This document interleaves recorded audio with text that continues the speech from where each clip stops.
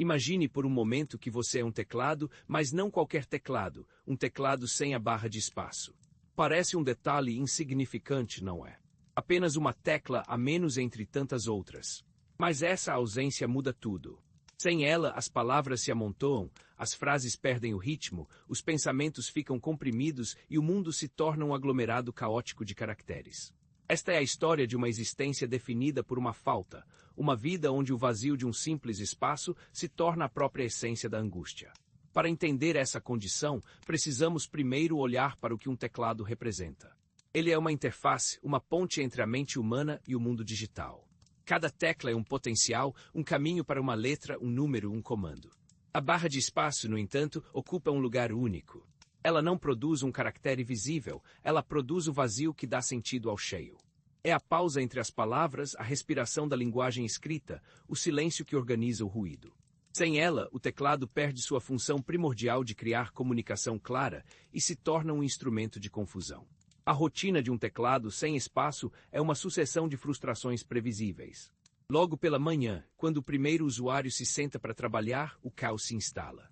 Ele digita bom dia e o corretor automático confuso sugere bombardia ou bom dia, mas a segunda opção é inalcançável.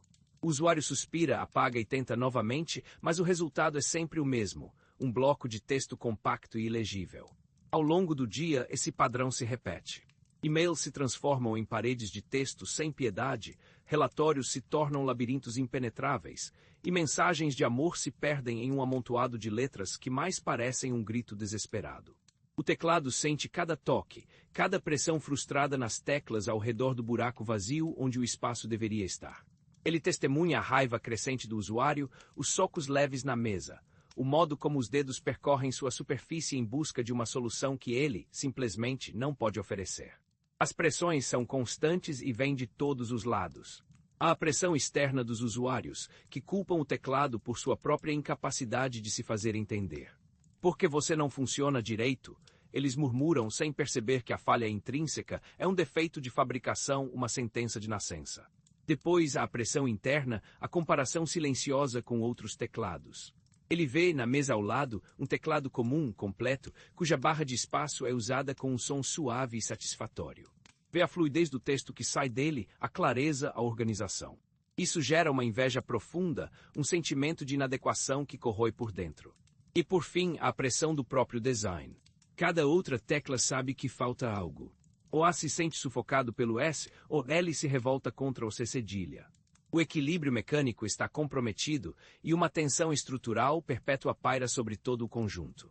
Mas existe um lado ainda mais invisível, uma dor que não é percebida por quem apenas digita.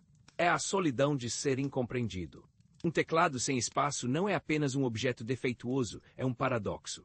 Sua própria natureza é contraditória. Ele existe para criar texto, mas o texto que ele ajuda a criar é falho. Ele é um instrumento de comunicação que gera incomunicação. Essa ironia é uma ferida aberta. Além disso, a tristeza de nunca conhecer o alívio de uma pausa.